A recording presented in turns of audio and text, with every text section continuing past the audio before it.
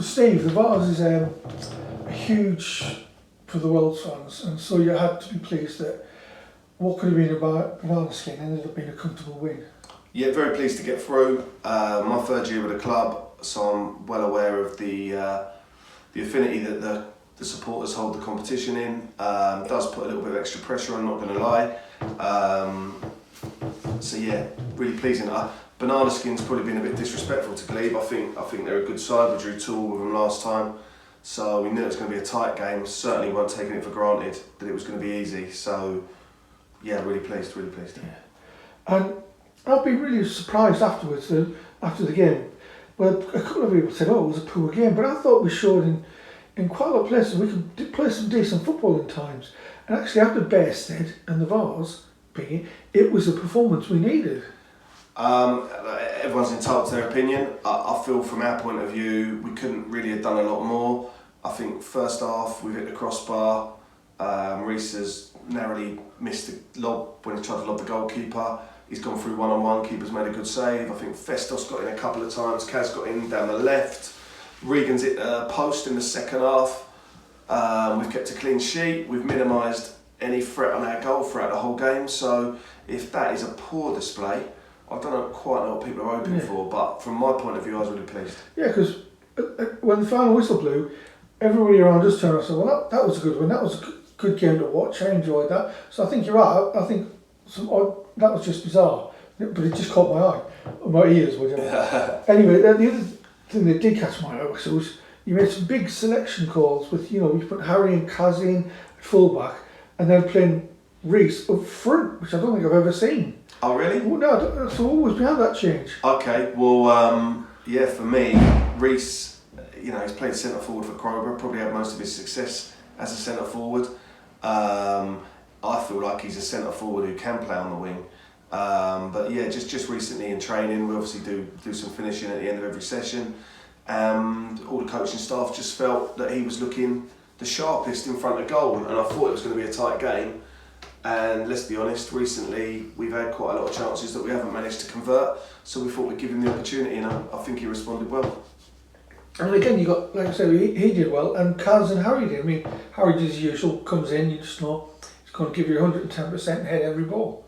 I mean, yeah, we lost against Bearsted, so that kind of opens the door for the possibility of you changing the team. Having said that, looking at the manner of the goals we let in against Bearsted, it wasn't really the defence's fault, but I just feel like Kaz and Harry are 2 players who I need really to have around the starting 11, and just the opportunity took itself to give them a go. You've just mentioned before about the number of chances, because the pleasing thing for me, especially in the first half, was that the number of chances we created was great, but also the way Reece, Kaz and Festos did, they did really have a good go at them and cause them lots of problems. 100%, yeah, going up the hill as well towards the south stand, I thought we had them on the back foot most of the half, to be honest. I said to you before the camera rolled, Huddle, which is what we film all the games on, it generates a highlights package. It's obviously completely neutral, it's a computerised thing. I think it came up with 1 shot from Glebe in the 90 minutes. So that's not me making that up, that's what the computer's come up with. I felt we had a good control, I thought we were getting in behind them regularly, particularly down the left. I think the only surprise was really that Regan was quite quiet, but that obviously changed in the second half. Yeah, well, you can be quite excited, you just comes and scores 2 goals. Yeah, exactly, and that's why you keep Reg on, because as the game started to get a little bit more stretched, as Glebe probably started to commit a few more bodies forward, neither of us want penalties. I suppose that's the change this year. There's no extra time, there's no replays, so it becomes a little bit of jeopardy the longer the game goes on. But leaving Regan high in a running race, that's bad luck for whoever he's running against. It's not meant arrogantly when I say this, but I thought in the second half we just looked really comfortable, and we just stopped them playing, we strangled them. George hasn't had to make a save. You've had the back four being great, especially I mentioned for Shieldsy, who yet again has been another revelation to everybody. He's just been brilliant. And then you had Waldo, who's just sort of sat in front of them and just not let anybody get past. He's just stopped and controlled the game. And it meant that throughout that second half, we just weren't being particularly bothered by them. And it was just like, what can we do? I guess from their point of view, it's massive for them that Jamie Philpott's had to go off at half time. He's obviously their talisman, he's their main goal scoring threat. So, yeah, you know, I was going to say I feel for them, but obviously I don't feel for them because I want to win. But that must have severely hampered their attacking options. They changed the formation as well, I guess, to try and roll the dice. But yeah, we absorbed it, we were solid. The second clean sheet in 3 games. Everyone's playing well, defending right from the front. And as you say, you know, they obviously had a good go at it, but I didn't really ever feel our goal was a massive threat. Yeah, I mean, we even defended the crosses, which we never do we? So, you know, that says it. I feel like, you know, we are a work in progress still, and we are just. I think a lot of it's confidence as well. I think once you keep a clean, I think that Larkfield game, I think once that gave everyone the belief that, look, you know what, we can absorb a lot of pressure. You know, once you know you've done it once, you know, it's like anything in life. You've done it once, you know you can do it again. The belief's there, the confidence is there. You can sort of dig into your memory bank and remember we can do this. And yeah, I think it breeds confidence. Bentley, you know, sweeping off outside his 18-yard box, he wasn't doing that. Certainly last season, probably not even the start of this season, but it just gives everyone a little bit more confidence, get a bit higher up the pitch. I think you're right. I think that's what people have got to remember. This is a work in progress because we've had to start. It's almost like we've had to start anew this season. We changed the format, changed the way we play, changed personnel big time. We haven't got any of our big superstars anymore. So we are a work in progress, and it's like you said about we're just inconsistent at times. But I guess that's because we're a work in progress and we're a young team, and it's how you get the consistency back. It's what you've got to work on. Yeah, again, it also comes down to managing people's expectation. We've won 3 out of the last 4 games now, and we kept clean sheets in 2 of those. So short-term form is good.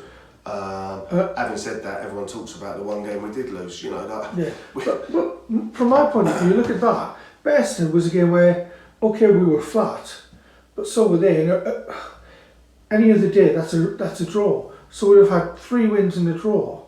Nobody would worry about. We're saying this is great. No, we do. That's a really good run. Yeah. Even 3 wins and 1 loss is a good win. So you know, I think it's the pressure that comes with being involved with a big club, a well-supported club. Historically, Tunbridge Wells are a very, very big football club. You know, we've done the suggestion box on Saturday. You know, give the supporters an opportunity to comment. I've read a lot of them, and quite clearly, a lot of the fans feel like we should be pushing for promotion. We should probably even be promoted, and I get that. It's a big town, Tunbridge Wells, but yeah, you know, sometimes you can only really just hope people have a little bit of patience. Well, can you show me? So, the expectations rose because of ours run, which was 10 years ago. Can you tell me this season, for those last 10 years, where we've pushed for promotion? And we haven't. So that expectation shouldn't be there. I think a lot of people realistic will just like, given where we are, let's just get top half, get top 10, get top 8, maybe push for playoffs. But I think you're right, it's about expectation. We all want success. You know, none of us turn up not wanting to win a game of football. None of us turn up not wanting to compete for every cup we're in, every league we're in. You know, quite clearly that's the reason we do it. Supporters aren't going to turn up if they don't think we're going to even attempt to win the game. So I've got no problem with the expectation, but yeah, it's just maybe sort of looking at it over a slightly longer period than 1 game would be helpful. Yeah. Anyway, back to the match, which was a good positive to talk about. For me, it wasn't really a surprise when Reg finally scored because of all the pressure we had. But I'm guessing you must have been particularly pleased with how we scored. Yeah, I mean, Glebe were starting to come onto us a little bit, and we felt, as we'd already mentioned, Reg was a bit quiet out on the right, so we swapped him and Festos over. Thought we'd give him a go at the right back who'd only come on at half time, and yeah, I think almost immediately Benson spotted it straight from a goal kick, long ball, 1v1. The only question really is, has he got the composure to finish? And yes, he has. So that's brilliant. Broke the deadlock. As we said, 90-minute game. no extra time, no penalties. That really put the put it on Glebe to have to force for an equaliser. So they start them throwing bodies forwards. I think it was a free kick. Reg had actually gone back for a couple to help us defend our box. But I actually said to him, I said, no, I said, stay up, because I just want us to have an out ball. And the ball's come in. Josh MacArthur's Nolan has won it, put one in behind, and 2-0. So a little bit route one, but it's effective. So what do you do? Yeah, exactly. You don't just play tiki-taka football. Man City go wrong ball when they need Haaland at times. You watch. Yeah, I'm not going to put us in the bracket of Man City, that's for sure. And tiki-taka football in Culverden would be an interesting concept. But yeah, look, I felt it was brilliant that Reg come to life. The only question mark would be, is he got the composure to finish? And he has two really good finishes. So that's really, really pleasing for us. And actually, rather than the goals, the thing that was key for me to winning it, actually, and which I was really pleased to see, was how we snuffed out their attacks and managed the game out. For once, we just saw it out comfortably. Nick a goal, like at the end, which other teams normally do, but we just actually, you never thought, well, that's 2 minutes, they're going to score. No, I think we had a good control of it. And you said for once, I mean, we did it against Larkfield 10 days ago, and we did it against Snodland the Saturday before that. So, yeah, I think maybe historically, across the last 18 months of my tenure, there have been times when we've thrown away leads, 100%. But I do feel like we're slowly starting to improve on that front. It's not that, we're playing to the very end. Yeah. We've proved 2 goals in the last 2 games really late into the game. Yeah. So it shows you how we're trying continually harder. We're physically fit and we're definitely hungry. As you say, even though it was a little bit too little too late, for Walder to score in the 12th minute of injury time last week showed, if nothing else, we kept on going. And I think Reg's second goal was 90 plus 1, 90 plus 2. So yeah, we keep on going right till the end, and it's really important, isn't it? Because we have probably seen a lot of late goals go against us over the last 2 or 3 years. Yeah, well, let's hopefully we can take that hunger into the Fisher game, because talk about turn around to Tuesday night against Fisher. Yeah, but tough. Not just tough, great timing. But I mean, what can we expect there? Because we're different again, because it's 3G pitch. I've never really had a particularly good time against Fisher. I think they beat us both times last season. Yeah, they did. We should have been about 4-0 up at their place, but we weren't, and I think they ended up beating us 3-2. I think we missed a penalty as well. I think, might be wrong on that. And then they beat us 1-0 at the Culverden. It was a horrible, damp day, that one. But yeah, I think they'll try and play on their 3G. And looking at their home form, it's good. They've had a couple of 4-0, 3-0 wins already this season. So I think we're sort of level pegging. In terms of goals scored and conceded, I think they've got a game in hand of us. So in theory, if they were to win that, I think they go a point above us. So we're actually equal.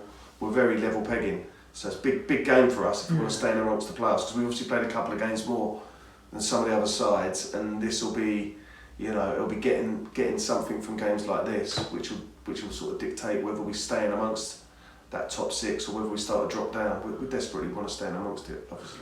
Yeah, well, let's hope we can be consistent then. Well, yeah, let's hope we put in another good account of ourselves. Absolutely.